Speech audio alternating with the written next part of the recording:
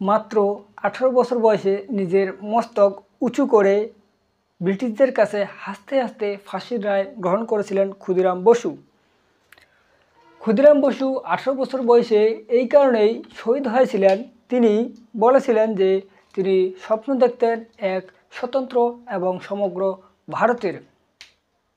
চিন্তা করুন, আজকের 18 বছরের ছেলেরা আমরা যখন মদ গাঁজা ভাং ক্যাসিনো নিয়ে ব্যস্ত, তখন আজকের এই বয়সের ক্ষুদিরাম বসু তার দেশ ও ধর্মের জন্য নিজের সর্বোচ্চ বলিদান দিয়েছিলেন।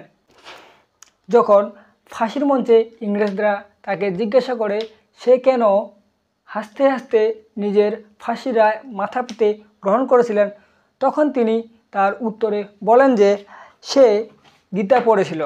সে বলেন যে আমি গীতা পড়েছি, মৃত্যু ভয় আমার নেই।